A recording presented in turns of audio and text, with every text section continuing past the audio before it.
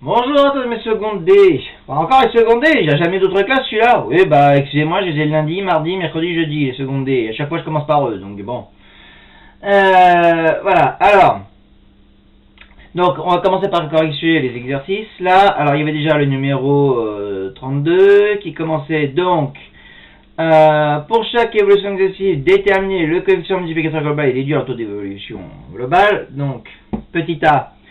Les ventes d'un article ont augmenté de 8,5% puis diminué de 18%. Donc c'est une hausse de 8,5% suivie d'une baisse de 18%. Ça donne quoi à la fin? On fait comme je vous ai expliqué hier. Donc la hausse de 8,5%, 1 plus 8,5 sur 100, donc ça fait 1 plus 1, ça fait 1,085. Bon, maintenant on commence à être habitué. Je ne détaille plus les calculs, s'il vous plaît. Baisse de 18%, CM2 égale 1 moins 18 sur 100. Donc 1 moins 0,18 qui fait donc 0,82. Et ça c'est moche, donc là j'utilise la calculatrice parce que pour le produit de ça. Aïe. 1,085 fois 0,82, donc il faut un système global, hein. 1,085 fois 0,82, ce qui nous donne donc 0,8897. Alors, j'insiste beaucoup dessus. Quand vous avez des trucs comme ça, 4 chiffres par virgule, toujours vous gardez 4 chiffres après la virgule. Parce qu'en général, on aime bien avoir les pourcentages arrondis à 2 chiffres après la virgule. Mais le pourcentage de 2 chiffres après la virgule, ça doit être le coefficient multiplicatif, doit en avoir 4. D'accord? Donc même si vous avez un truc super long, prenez le coefficient multiplicatif à 4 chiffres après la virgule, et là, normalement, du coup, voilà. Donc, ça nous fait... oui, donc je veux le taux, et je commence par faire CM moins 1, donc 0,8897 moins 1, ce qui fait 0,1103, voilà.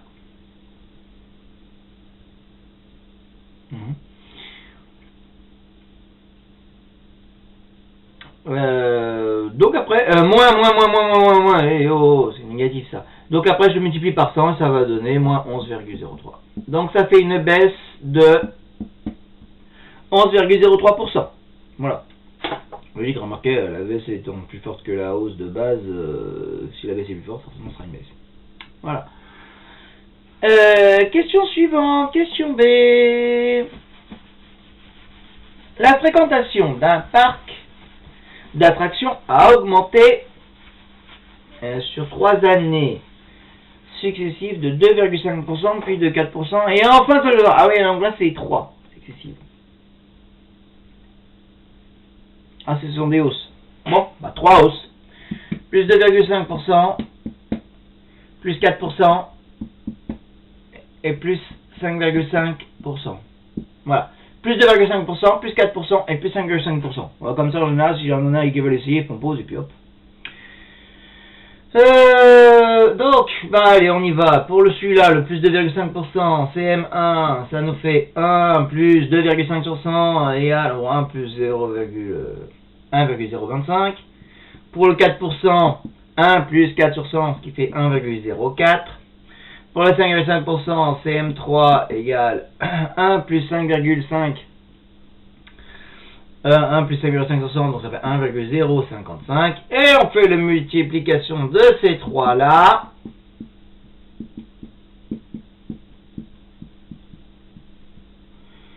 Ce qui nous fait 1,025 fois 1,04 fois 1,055. 5 chiffres après la virgule, bon, je vais garder 5 chiffres après la virgule, même si normalement ça devrait... non, il y a 4. Alors, je vous dirai après pour les arrondis, mais bon.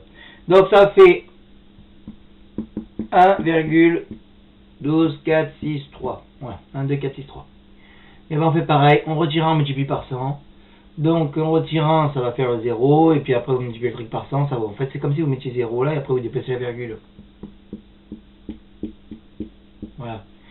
plus 12,530%. Alors si vous voulez arrondir à deux chiffres après la virgule, comme après le 6 c'est un 3, bah vous restez à 6. Oui. Si après le 6 j'avais 0, 1, 2, 3, 4, je reste à 6. Si j'avais 5, 6, 7, 8, 9, j'arrondirais à 7. Donc si je veux arrondir à 2 avec deux chiffres après la virgule après le pourcentage, ça nous fait 12,46%. Voilà. Ça, c'était pour le 32. On va passer au 33 maintenant.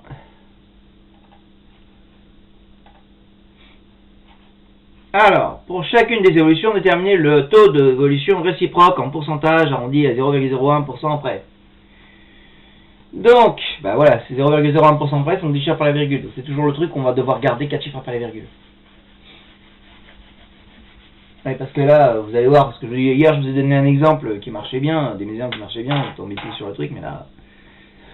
Le prix d'un article a augmenté de 24%. Donc, on veut la réciproque d'une hausse de 24%.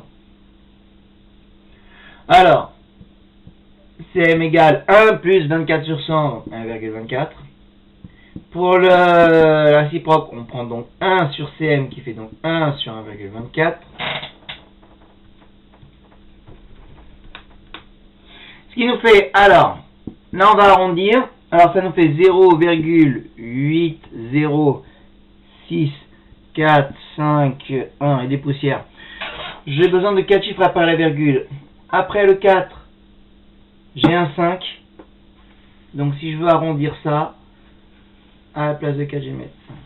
Voilà, arrondi. Et bien après on va faire moins 1 fois 100. Donc 0,865 moins 1, ça va nous faire moins 0,1935 et on multiplie par 100, ce qui nous fait moins 19,35. Donc ça fait la réciproque d'une hausse de 24%, c'est une baisse de 19,35% environ. Pas exactement.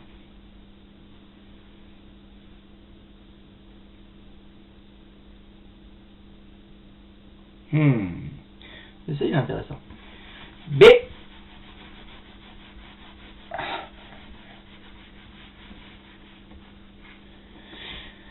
La population d'une ville a diminué de 12%. Donc, baisse de 12%. Donc, moins 12%. On veut le taux d'évolution réciproque. On va revenir sur ce pas donc. Donc, eh ben, on y va. Baisse de 12%. 1 moins 12 sur 100, donc ça fait 1 moins 0,12, ça fait 0,88. On prend donc CM' égale 1 sur 0,88.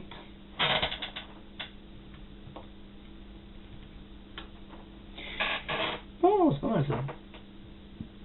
Ça nous fait environ 1,36. Non, attendez, j'ai mon rien. 1,1, 36, 36, etc.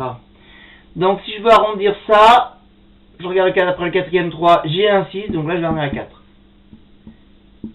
Ce qui me fait donc 1,364. J'oublie toujours ce 1 qui vient après le 1. Voilà. Et donc après, on retire, on multiplie par 100, ça va nous faire 13,64.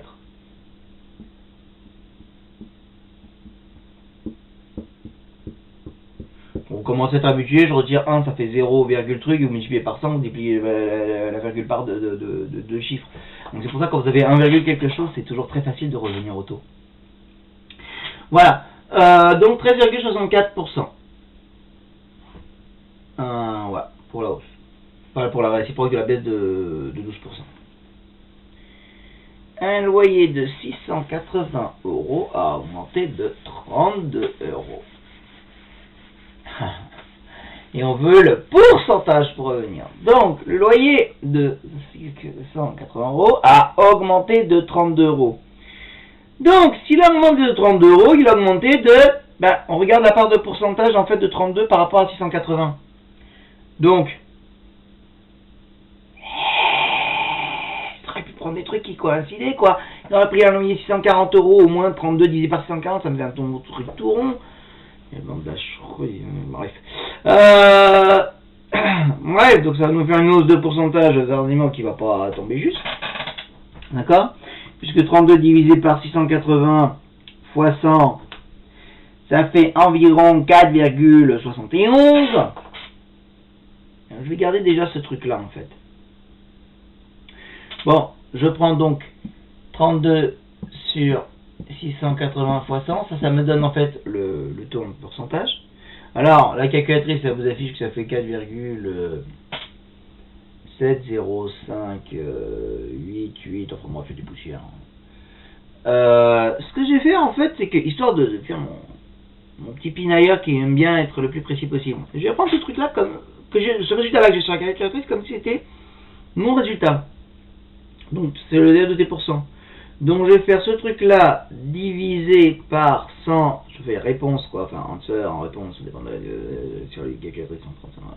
Answer rep. Le rep il se trouve, enfin remarquez quand vous faites diviser par 100 directement sur la calculatrice, il prend la réponse d'avant. Divisé par 100 plus 1. Voilà. Ça vous fait le 1,047. Et je vais prendre l'inverse de celui-là. Donc, je vais faire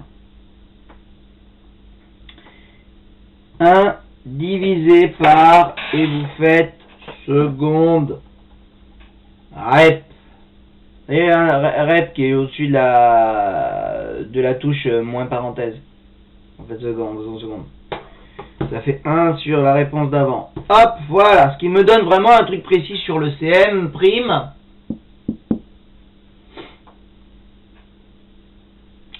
Qui fait 0,95506, etc. Donc on va arrondir, comme j'ai un 5 après 0, je vais arrondir à 1. Ce qui fait environ 0,9551. Eh ben, enfin, comme je retire 1 et je multiplie par 100. Voilà. Et donc 0,9551 moins 1, ça fait moins 0,0449. Voilà. Connaissez cette technique en fait quand je fais le truc moins 1 etc. pour que en fait la technique que je fais c'est que j'ai pas une vraie soustraction etc. mais en fait je regarde par quoi qu'est-ce que je dois ajouter là pour que chacun fasse 9. Là j'ajoute 0, là j'ajoute 4, là j'ajoute 4 et pour le dernier il faut que ça fasse 10, donc j'ajoute 9.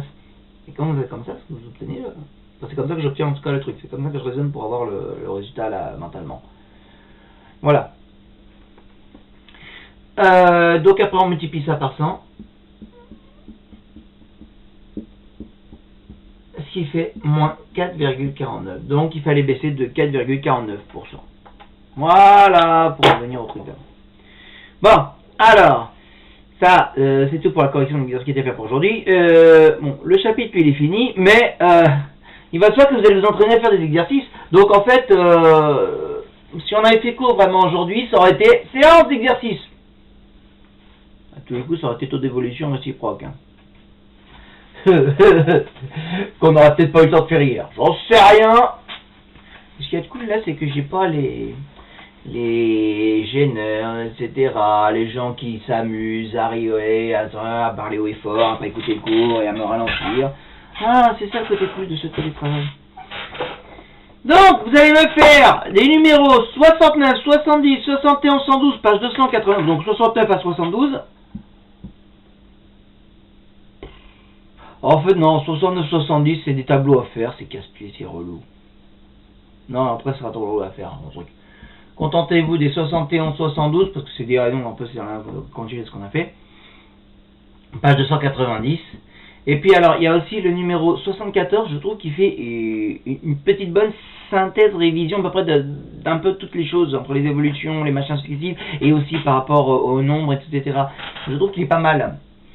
Numéro 74, page 291.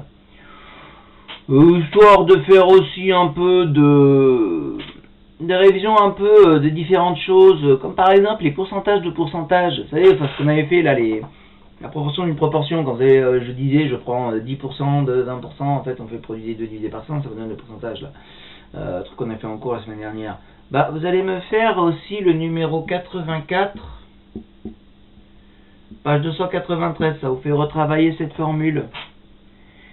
Et puis vous allez faire STOP! Vous n'avez pas le temps de faire ça pour toute l'heure? Non, blague. Bref.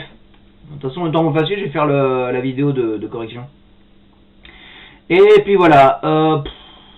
Bon, pour l'instant, je vous laisse à ça. Et puis, éventuellement, je vous donnerai du travail à faire pour demain. Oh non, si.